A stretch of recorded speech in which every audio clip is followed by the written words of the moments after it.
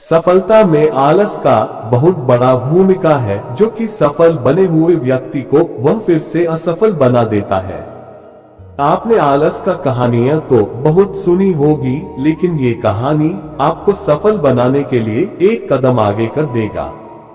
आइए जानते हैं गौतम बुद्ध और आलसी आदमी की कहानी। गौतम बुद्ध अपने ध्यान में बैठे थे कि वहां पर एक आदमी आया।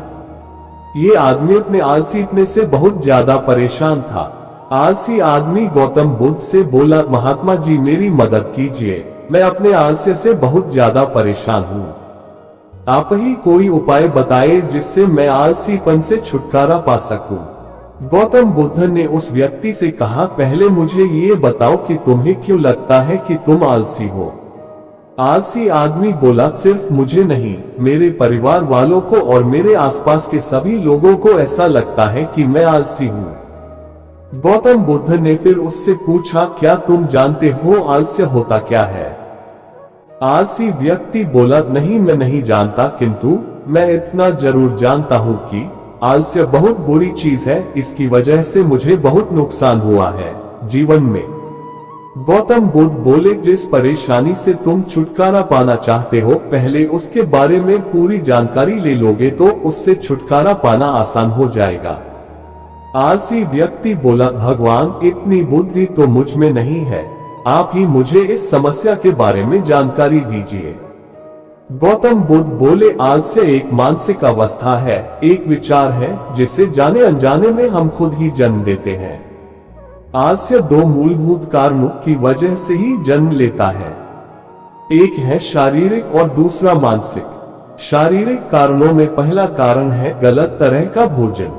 हम सभी जानते हैं कि हमारे शरीर को भोजन से ऊर्जा मिलती है, और यह ऊर्जा सजीव चीजों से मिले तो अच्छी, यानी कि प्राकृतिक रूप से जो हमें भोजन की वस्तुएं प्राप्त होती है, उनसे अगर यह ऊर्जा मिले तो हमारा शरीर इससे अच्छी ऊर्जा प्राप्त करता है।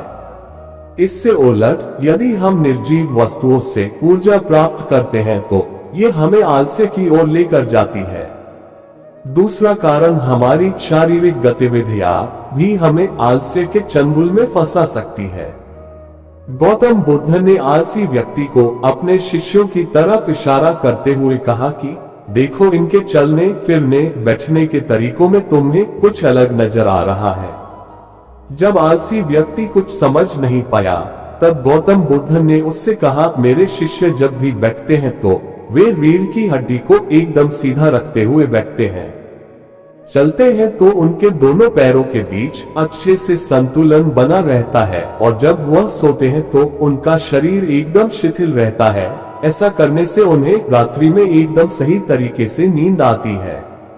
आलसी व्यक्ति बोला, लेकिन नींद तो आलस्य का की एक स्वरूप है। बुद्ध बोले, हाँ, अगर उसे ज्यादा मात्रा में लिया जाए तो। बुद्ध ने इस बात को आगे बढ़ाते हुए कहा, नींद कम मात्रा में लोगे तो तुम्हें अगले दिन थकान महसूस होगी, और ऐसा करने से ज्यादा आलस्य शरीर में आएगा। नींद ज्यादा लोगे तब भी यही परिणाम होगा, इसलिए नींद को ना ज्यादा ना कम, एकदम सही मात्रा में लेना अति आवश्यक है। आलसी व्यक्ति बोला, हाँ, ये तो मैंने भी अनुभव किया है। बुद्ध बोले, अब मानसिक कारणों के बारे में जान लो। मानसिक कारणों में सबसे पहले है हमारी पुरानी गलत धारणाएं। अक्सर ऐसा होता है कि हम पहले जिन कामों में असफल हो चुके हैं, हमारे अंदर ऐसी भावनाएं बन जाती है कि हम उस काम में हमेशा असफल होते रहेंगे, जिस वजह से हमें उस काम को करने में आलस आता है। ऐसी धारणाओं से छुटकारा पाने का एकमात्र उपाय यह है कि हमें अपने मन को ये समझाना चाहिए कि पिछली बार हम जब उस काम में असफल हुए थे तो हम उसके बारे में जितना जानते थे, अब हम उस काम के बारे में उससे ज्यादा जानते हैं, क्योंकि असफल होने के बाद हम उससे काफी कुछ सीखे भी है। बुद्ध बोले, दूसरा कारण है आलसी और कामचोर लोगों की संगत। कई बार ऐसा होता है कि हम आलसी नहीं होते, मगर जिनके साथ हम रहते हैं हम उन जैसे बनने लगते हैं। इससे छुटकारा पाने का उपाय बहुत सरल है, कामचोर और आलसी व्यक्तियों से दूर रहो। ऐसे व्यक्तियों की संगत में रहो जो अपने काम को बड़ी लगन से करते हैं। और तुम्हें कुछ सिखा पाए। गौतम बुद्ध ने तीसरा कारण बताते हुए कहा, ये कारण आलस के लिए सबसे बड़ा कारण है।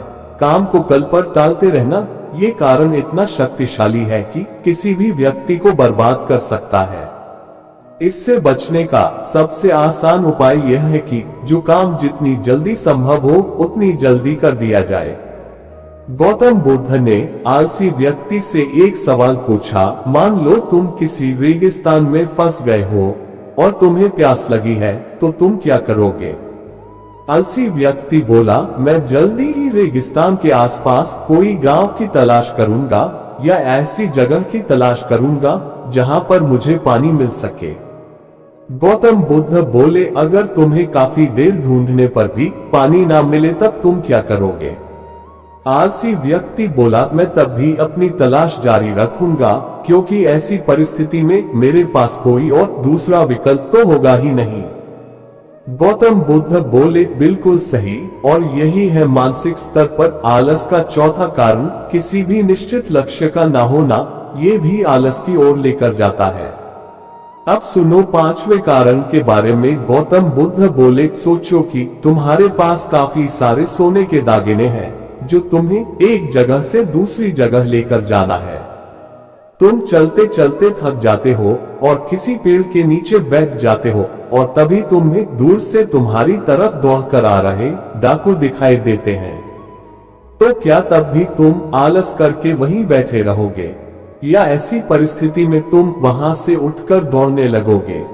आलसी व्यक्ति बोला, जी मुझे वहां से दौड़ना ही पड़ेगा, नहीं तो मेरी जान और सोने के दागिने दोनों खतरे में पड़ जाएंगे।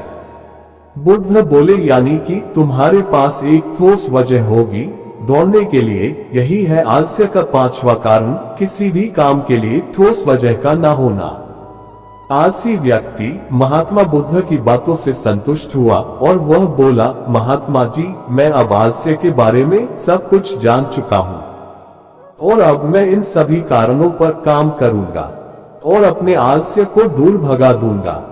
दोस्तों, आशा करता हूँ गौतम बुद्ध और आलसी व्यक्ति की कहानी आपको अच्छी लगी होगी और इसे पढ़ने के बाद अब आप कभी भी जीवन में आलस नहीं करेंगे।